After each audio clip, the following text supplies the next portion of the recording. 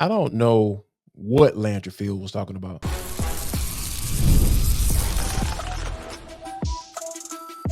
This is the Atlanta Sports Party, part of Locked On Sports Atlanta on the Locked On Podcast Network. Your team every day. Welcome into the Atlanta Sports Party, your home for the best Atlanta sports talk. It's local insight you can't get anywhere but right here at Locked On. I'm your host, Tenitra Batiste. Alongside me are Jarvis Davis and Maria Martin. Our Atlanta Sports Party is part of the Locked On Podcast Network, your team every day. So number one versus number two have their first tilt on American soil Friday, and the Braves might just be on their way to figuring out the fifth spot. We'll talk about that, but first, let's talk about what was or wasn't said at Emory Sports Complex. Landry Fields spoke to the media Wednesday for the first time since Dejounte Murray was traded, Maria. You asked Landry how difficult a decision it was to make, considering that he made the trade for him just a few years ago. And Landry said, quote, new context with a cap environment and how you're able to build out the team, and you're looking at what assets you have for the future. Good players like Dejounte don't come around very often, especially available at the time that he was. It was our evaluation, and I think it was a great collaborative effort for all parties involved, and that's where we landed.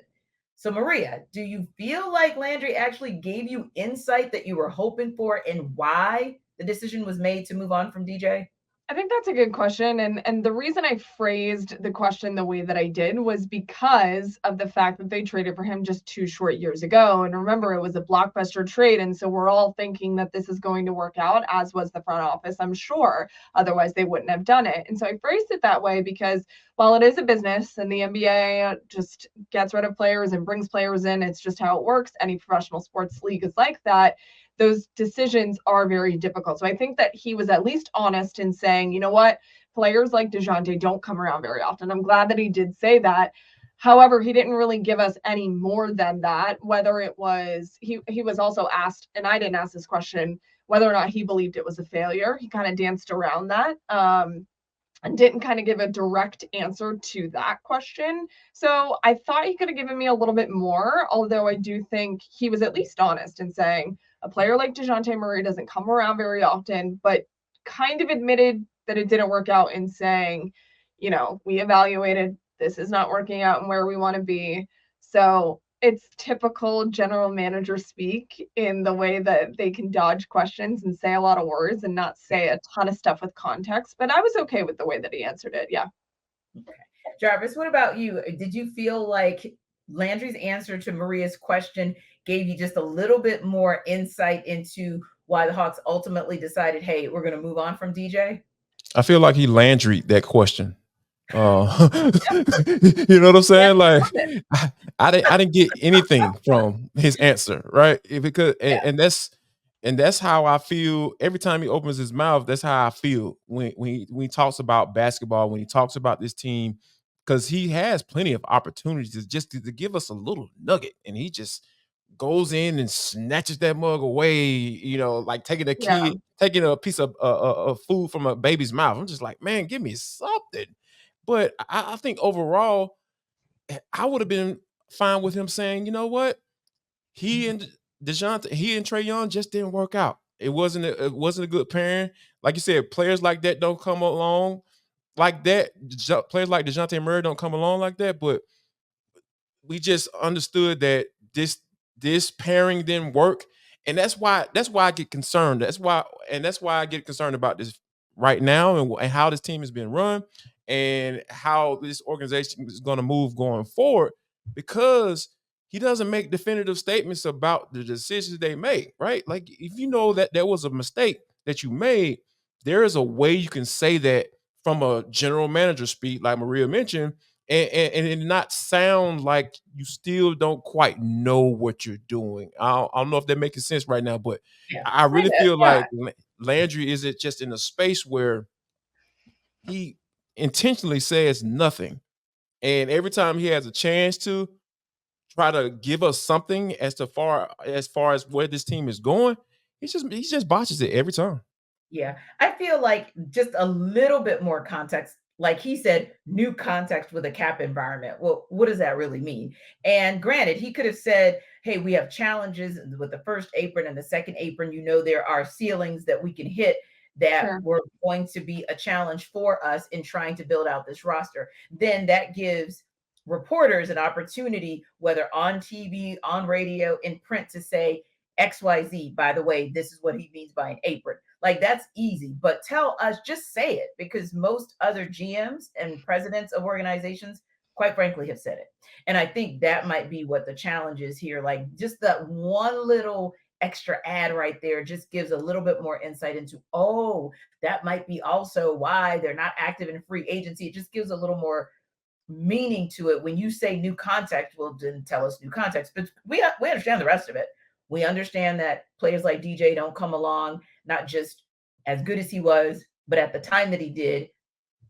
And we understand that when he says collaborative effort, even that he could have added ever so slightly, just to say, and when I mean that, hey, we've been trying to be active in these last few seasons, and sometimes the partnership opportunities don't come. That was one situation where we actually had a partnership where it made sense, so we made the best decision at that time.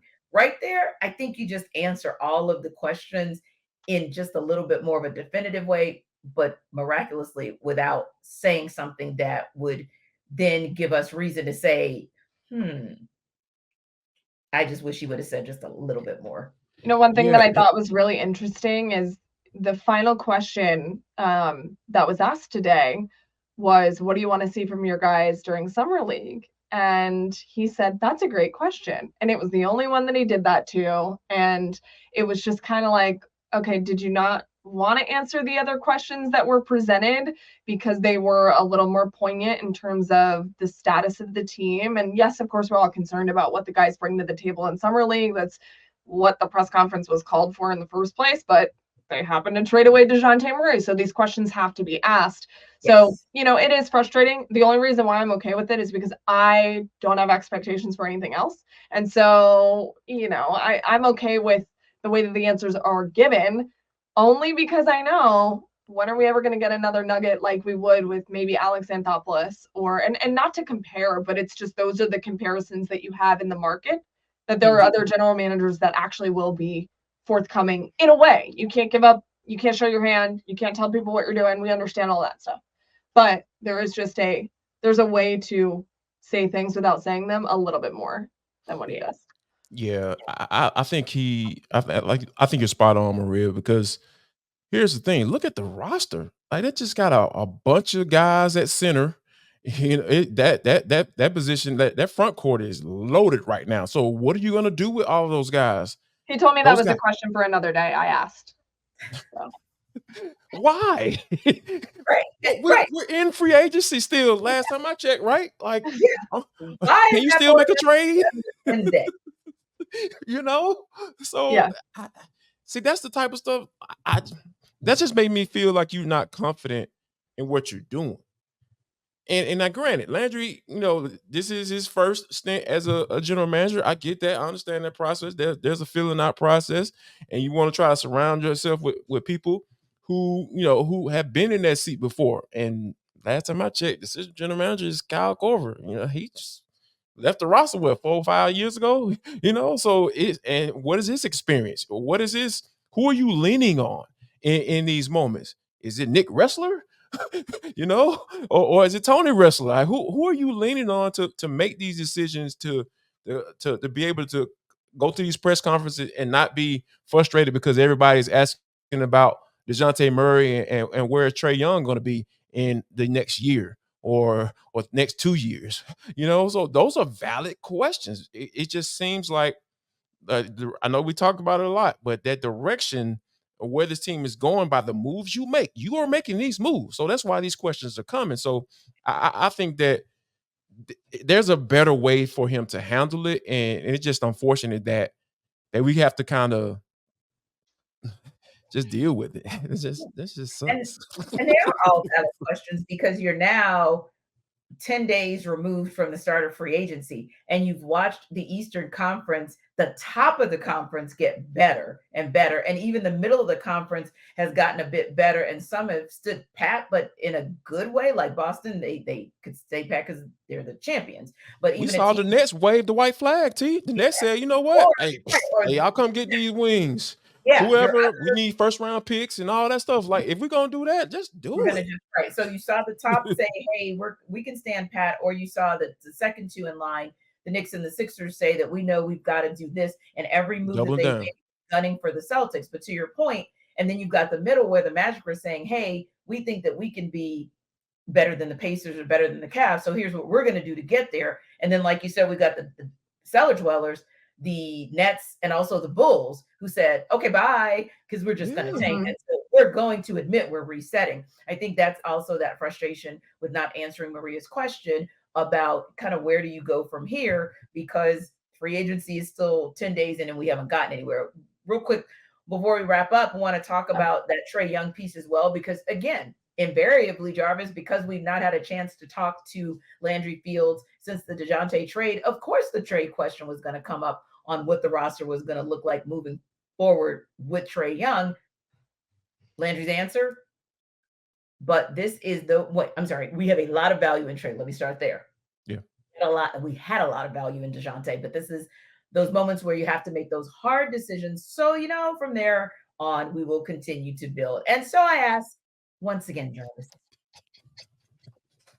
did Landry answer that question?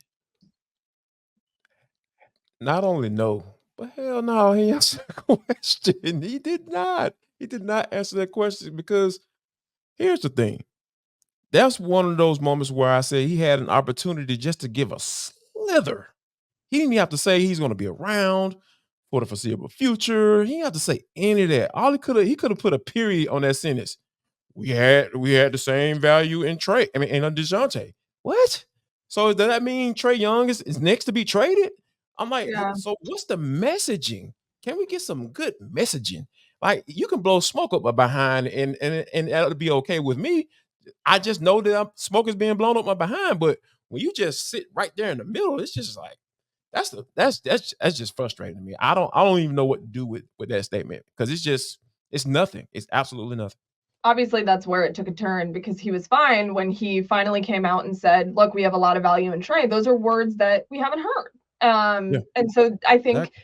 especially for Trey, who is actively paying attention to everything that is being said about him and about the organization right now, and he's always been that way, but especially now, that was important. And I'm sure he really wanted to hear that. And so if he's actively listening to this, which he wasn't because it wasn't streaming live, but if he's going back and listening to it and saying, oh, they have a lot of, wait a second, you just hold on. Let's go You back conflate because those you two said you have things. value in me, and then okay. Like I think it was his way of trying to be nice to Dejounte, like saying, "Hey, we did value him," and like, of course you did. You traded a lot to get him, and it was a blockbuster trade, and that to me is very obvious. That was said in the trade, but I think you could have just ended at, "Hey, we're building around this guy. This is our guy." And so that does make me nervous, and it does in terms of Trey's future here, and it should make everybody else nervous because that's kind of reading between the lines. That's the message that was given just by inserting the Dejounte piece. If you would have deleted that sentence, none of us would be sitting here and talking about that. Yeah. And so I Yeah, think that's where it gets tricky. I So think so too. I think that was one of those where you just give a one word response. And even going into, so, from there on, we will continue to build. From where on? I That, asked. that piece I was, don't know. yeah, from Dejounte, from Trey and Dejounte, I don't know. because a lot of people, including myself, aren't 100% convinced that Trey is going to be on this roster in the fall, or that he's going to be on this roster for the entirety of the next season. Now, that doesn't mean I believe that that's because the Hawks will part ways. I'm just not sure what Trey is going to do by all of the commentary we've heard from him throughout the offseason. But we do know that the Hawks have someone sewn up. The question is whether that one or two will be ready for a first tilt on American soil on Friday. We'll download on it in the deep dive.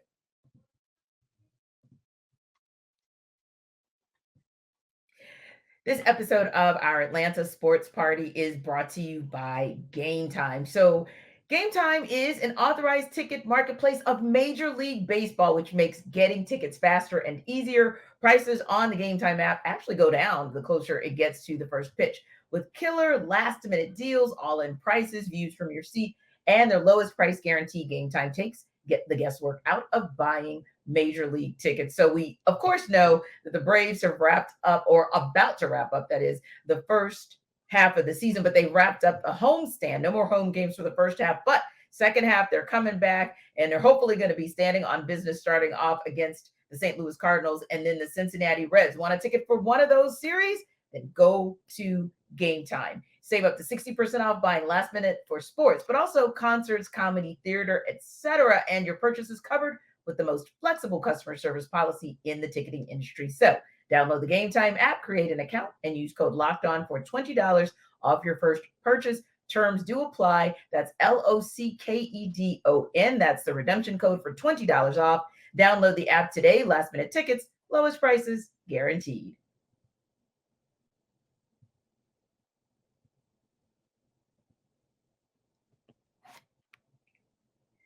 So, Jarvis, Summer League is upon us. The journey for the Hawks tips off Friday against the Wizards. So, first off, what are some of your realistic expectations for Zacharie Risacher? Just to come out and just give me some hope. Give me can you give me some hope, please? Zacharie, Risacher. I want to say that in a good way. I don't want to just say his name to make fun of him because he's horrible and he's doesn't even look like he belongs in the NBA. So for me, but my expectations are I just want him to play his game, come in and play his game because we know that there are going to be a lot of eyeballs on this game. Obviously, going against the Washington Wizards, and with Alex Sarr allegedly or passive aggressively saying he don't want to play for the Hawks and wanting to play for an organization who's never won 50 games before. Okay. So I think that if he can give probably about 15 or 20 points in that first game against the Wizards, oh my gosh, like he'll have probably about 50% of the Hawks fan base halfway excited. And I'll be part of that 50% too, because it's going to be a lot of eyeballs are going to be on this game because we know what the whole not Dejounte, but Trae Young and Luka Doncic comparisons. I think those are kind of done for now. Like, okay, dude. But I think that I don't want Zacharie Risacher to have to deal with being compared to Alex Sarr because I don't think Alex Sarr is going to be all that great.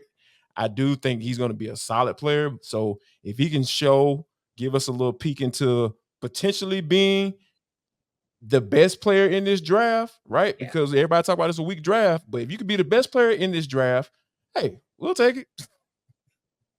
How about you, Maria? What are your expectations when you see Risacher hit the court Friday? Mohamed Gay said something really interesting today at practice.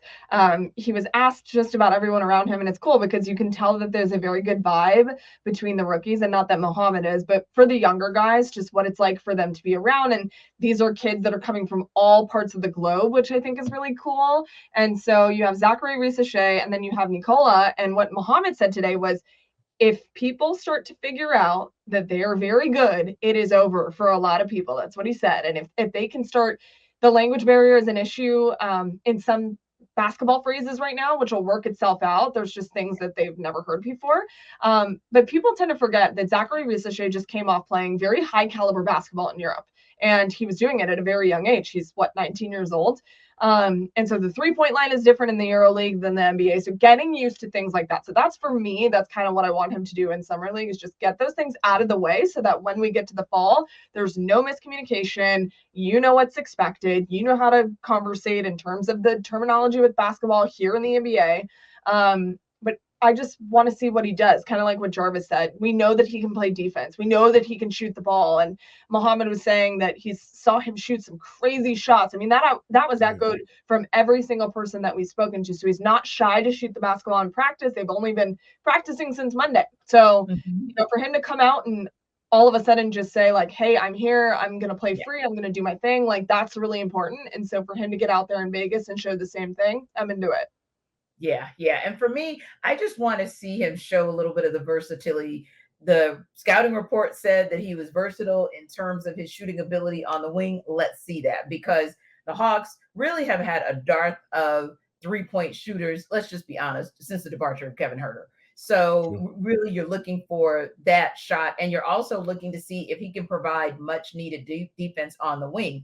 With the Hawks' decision to basically say, hey, we're not going to pick up this option, if you will, I'll say for lack of a better term, but we're declining, to move forward with a Saddiq Bey, who was kind of, sort of, I'm going to say kind of, sort of, but he was kind of, sort of, arguably the guy who last season was kind of coming on as someone who had that perimeter shot once he got out of his slump, and someone who was willing to improve his wing defense. Now you don't have him. So I'm looking to see, not that Risacher is going to be an instant translate, his game is going to instantly translate offensively and defensively to make you not miss Saddiq, but I just need to see some flashes of that in summer league so that I can feel some confidence in maybe what he'll be able to do. But that's what we're looking for, even in a guy like Kobe Buffkin, the first rounder from last season. Obviously, we know Seth Lundy's out due to injury, but for Kobe, got a chance to watch him grow and develop in the G League and really put some energy and focus into his defense.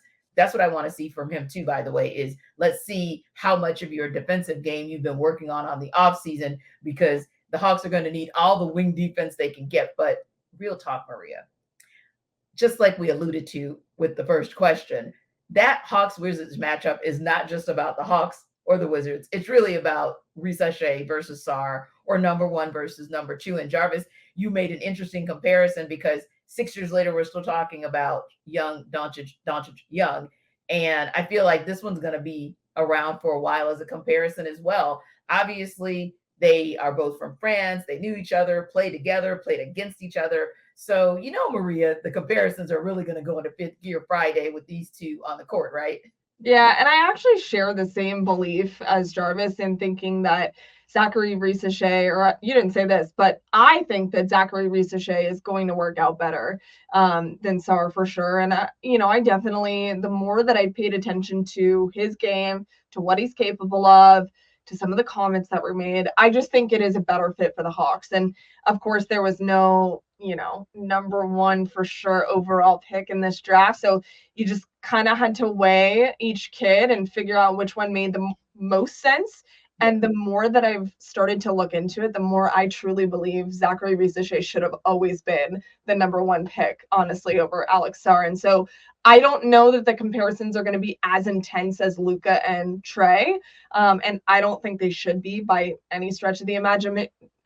And if you just say, oh, they're both from France and whatever, because some people will do that, like these are two French players, pick the better French player. That's not fair. I just think they're two totally different people. I think Zacharie Risacher is the better one for the Hawks. And that's certainly what a lot of people are going to talk about on Friday, but I think that's going to go away very quickly when Zacharie Risacher hopefully can show us how he can contribute to this team, makes it a little bit more interesting now that Dejounte is out. So show us what you can do. And I think that that'll go away on its own. I don't think we're going to sit here 6 years later and do what we always do about Young and Luka. And that's going to continue. It's not like it's ever going to go away. I mean, it's always going to come up, and especially because Luka did what he did in the postseason, so then it comes up again, and the Mavs won this, and blah blah blah. That's going to continue forever, but I don't know that it's going to do that for these kids. Yeah, and essentially those two play the same position, so it's always going to be what could have been with Doncic if you would have kept him. Whereas these guys have a different game, but yeah, Jarvis, they play different positions, and that could essentially maybe give some more separation than we saw with the other two.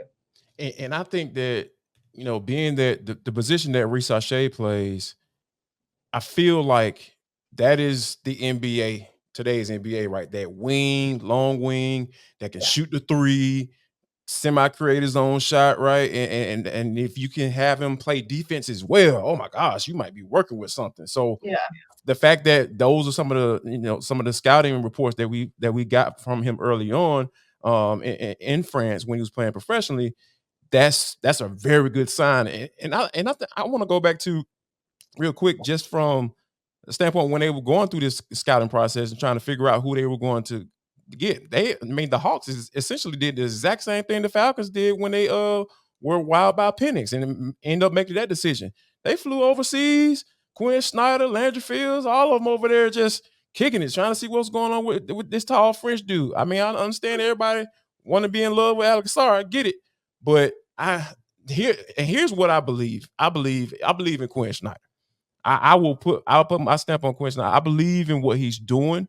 I may not necessarily agree with the whole putting up the threes thing. I get that. I still don't quite understand it just yet. If you're cold, like, go take it to the hole. You know what I'm saying? So, but I just think that Quinn Snyder and getting Risacher up under his wing, you just see he's already, talking to him and everything and having some conversations with him at practice. Maria had posted a video on her Twitter feed. Guys, check that out, by the way. It's really good stuff. So I really feel like that Quinn Snyder, it was integral in him being the pick, and hopefully he can be the reason why we won't be talking about comparison 2 or 3 years down the road, because there is no comparison, because Risacher is, doing his thing. Yeah. Yeah. And when you look at where, like you said, where the league is now, look at the champions. Ultimately speaking, they did need a solid center, don't get me wrong, and it was good for them to have Kristaps Porzingis. But even with a little bit of a departure from Kristaps Porzingis when he went down to injury over and over again, who got you through it? Your wings. At the end of the day, that's who wins championships these days. Now, wings bring rings. Ooh, wings. I like that. Wings bring. I like Jarvis. I like it. 3 times. Yeah. Wings bring rings. That's hard to say 3 times fast. Good luck with that. It really right, is. Exactly. Say that fast 3 times. Yes. I'll give you credit if you give me credit for Schwelly. Oh, I got you, Swelly. Yeah, I appreciate it. We'll take that. Yeah. Got it. So the Braves might just be on their way to figuring out the 5th spot. We'll talk about that in Around the Metro.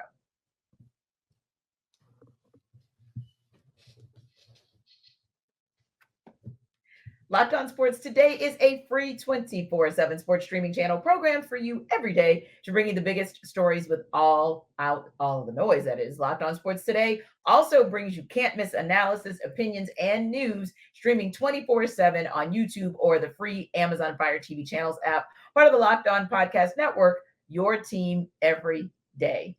So Trevor Etienne had the DUI charges dismissed against him in a plea agreement that was struck on Wednesday. He had the charges dropped from earlier in the year, pleaded no contest to reckless driving, guilty to charges of underage possession of alcohol, failure to maintain lane, and a window tint violation. But ultimately, Maria, he received 12 months of probation. Do you expect that Kirby Smart will still enforce Etienne's suspension, if for no other reason to send a message to the rest of the team?